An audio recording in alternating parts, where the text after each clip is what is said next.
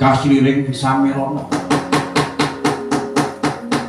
Pedhocing Samirana kecapok kang malumpat saking delenging Garubul Saredula sajaran teji gedene kaget kadur kawekasan Raden Arjuna uninga marang Saredula kang sajaran teji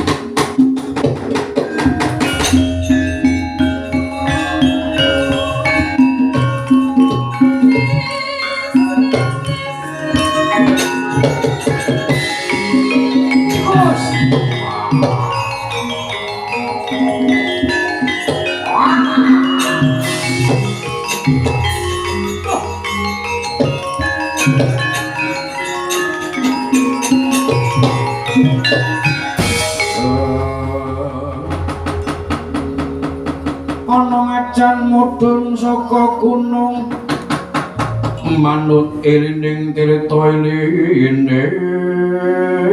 tirta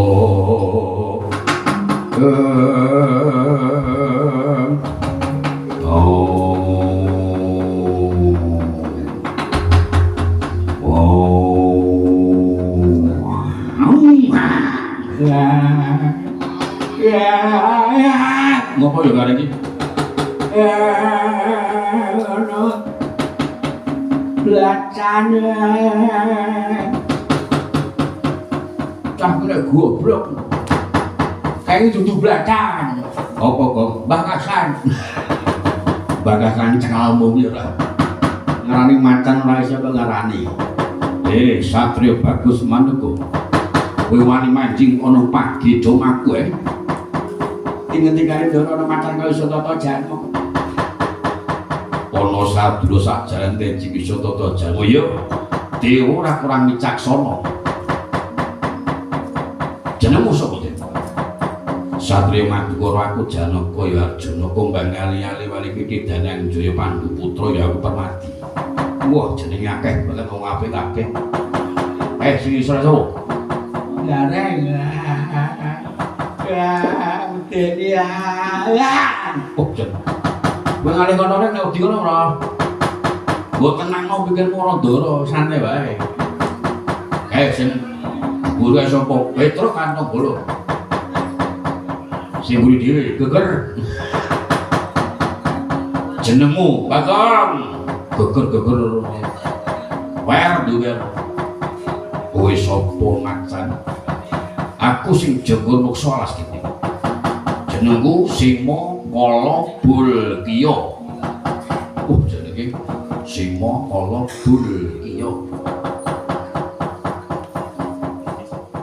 Bulkiya. Kene ngundang nibul kowe. Nibul ora. Kowe wani manjing ana pagi dhewe pamit. Ayo bali. Kenoyo mbajut ora kenoyo mbajut. Wah. Wani karo aku. Apamu sing tak wedi tadah kala mungsa.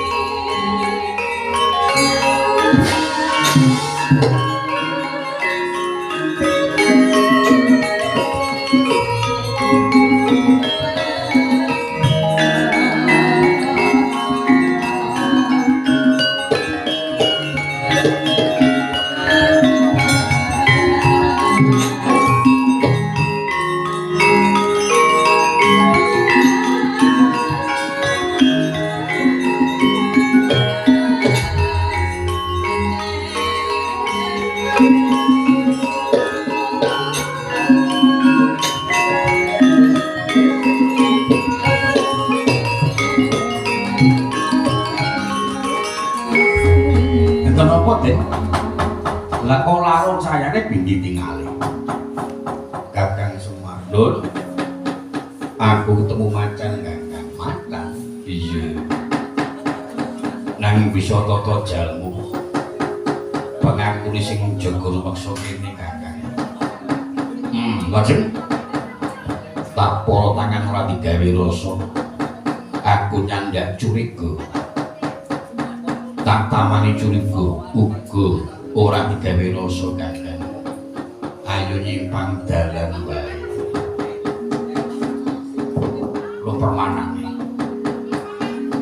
Wah, mangtumpo gaman sampean ora bakal saged pejiah macan iku.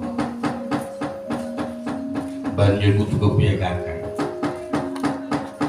Anggone mateni macan gandeng gegaman ora ana sing bisa tumomo. Kudu nganggo srana pusaka wujude pring. Carang pring wulung. Carang pring wulung nggih. Senajan to pring wulung. Nanging niku wah kadigdayane kasektene iso ngluwi mesti aji. Iya.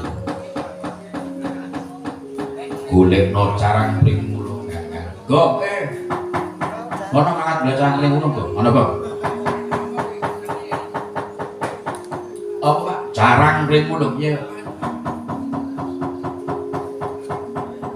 Nek golek nganti sangarepmu.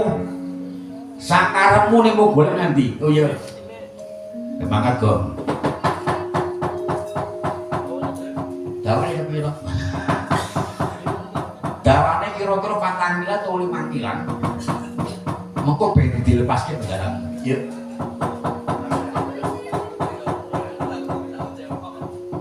Sing gari kok sing teles. Wah, wis ora menyang-menyang. Sing gari kena sing teles ya kena iya. Di sisi ya ora. Wah.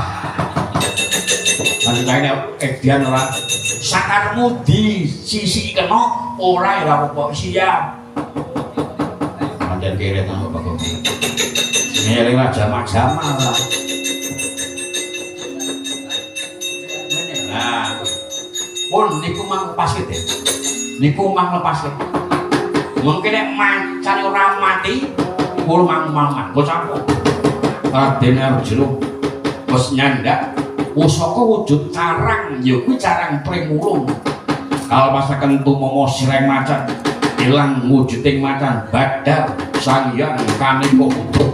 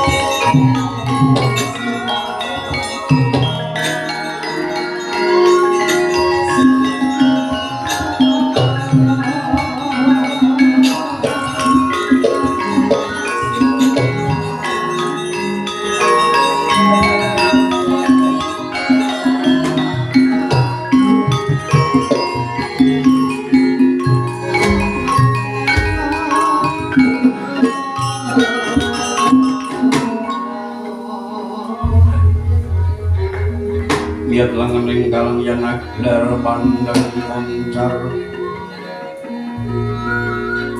sorote kakongan suremtan badan suremtan badan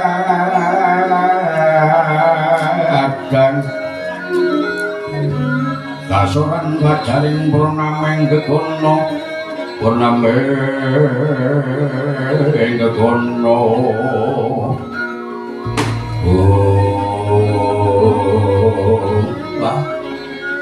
begek sadulu to mejebul kowe to sing dadi rada iku Kakang Raya slamet to nggih nampi panjenenganipun Kakang Semar kados manggih kawidadan syukur sungkem ulun ya ulun tampa wayah ulun Arjuna sungkem marang ulun lumuntring pangastuti ulun tanpa nama kula pundi pun mestaka mugi dosaken Caya Nur Cahya iya lah kok dadi macan barang yo arep kepiye Kakang Semar nggih ulun napi dawuh Kakang saking ngasanipun adi guru Gandeng Suralaya menika wonten kraman ing Kendhatengi nggih menika patih ing ngembat keputihan patih Kolos iku badhe ngawinaken Widodari Bathara Jagarmayang lajeng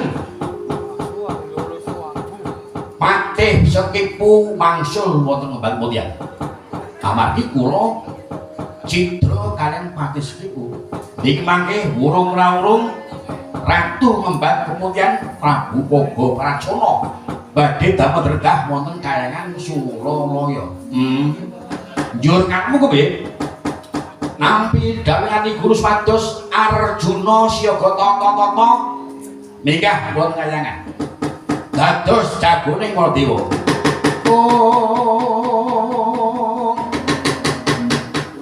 mulan sang bagus munya kamanungsan semuanya kamanungsan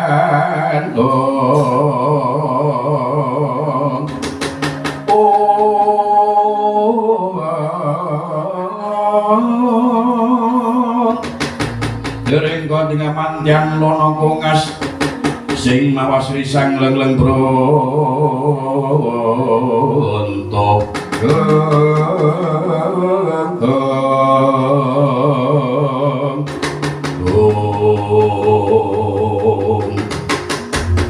Doro apa Kakang sampean kagungan wajiban sing abot menika iki dipinta Sraya Dewa mejahi kraman Suralaya lah panjenengan kudu ngetengake damu bekti anggenipun dados titah Mercapada kudu gelem mbelani dewa yen panjenengan saged ngicani retu ngemanjing wonten kayangan menapa dipun jangka panjenengan saged kasebadan iya Kakang nggih Arjuna wonten dawuh ulun ing tata-tata nggih munggah ana kayangan ulun kang bakal jagoake kita mungsuh marang Wadyabala saka ing kraton Bangkeputihan mungsuh marang Ratu Ngembat Keputihan Prabu Pogo Pracana lan patihe sing Parapati Kolos iku ngestawaken dawuh nyuwun taping bekah-bekah sedulur ya sing ati-ati ulun Arjuna ayo buka kayangan ayo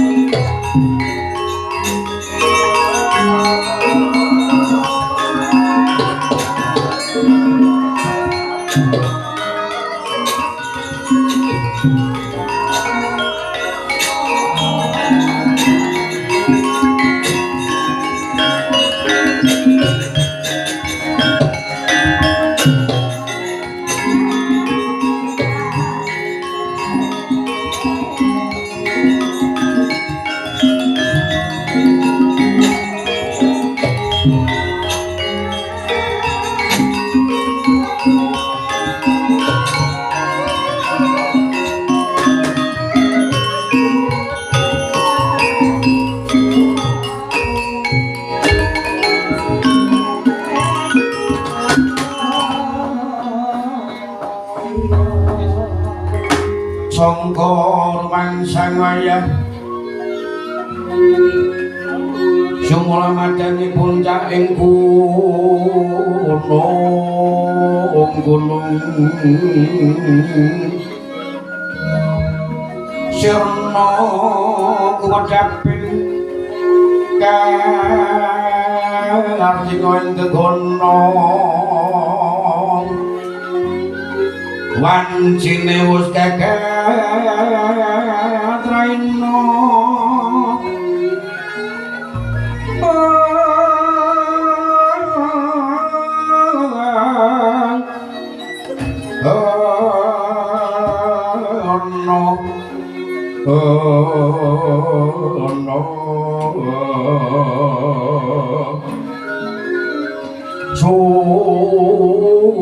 sumyuting samirana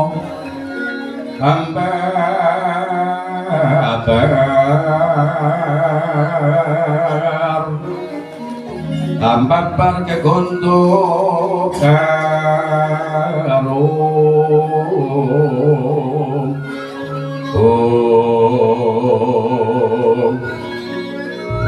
Gumya swaraning pratisan binarung luru ing soto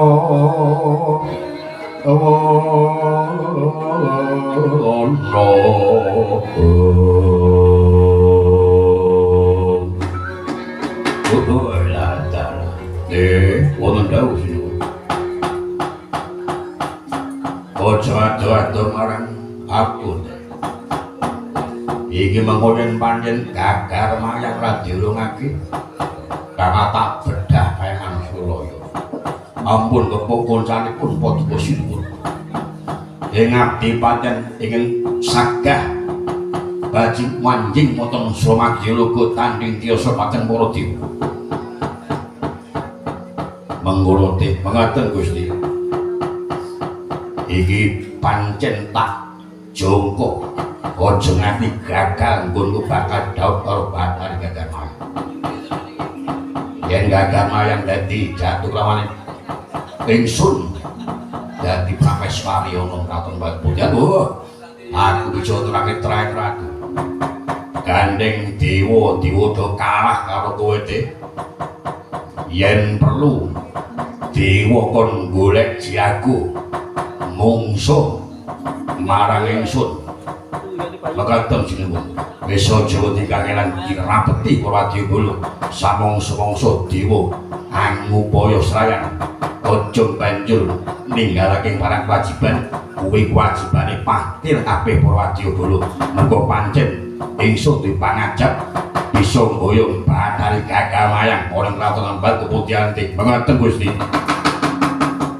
sasongkor mangsang wayah sumula madangipun caing gunung gamadangipun caing gunung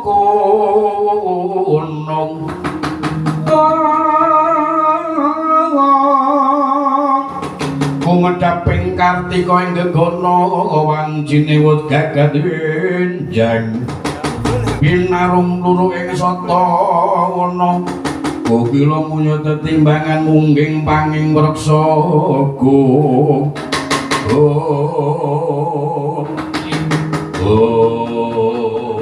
kecapo ingkang keplajar ora kaya Grataka Catukura yung kedewasan lho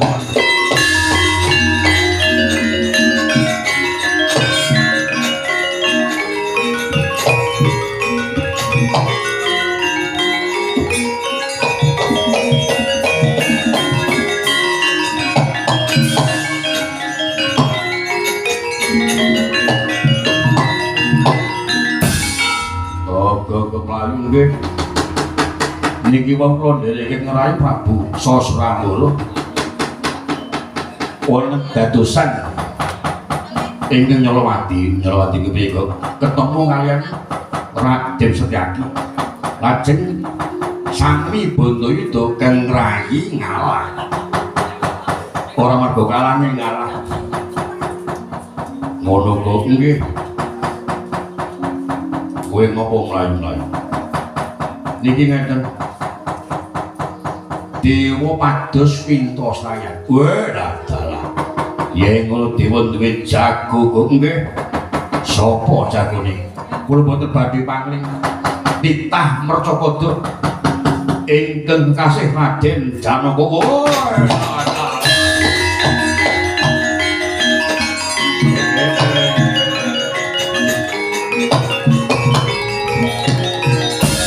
Niku satriya sing digdaya seping Mandraguna.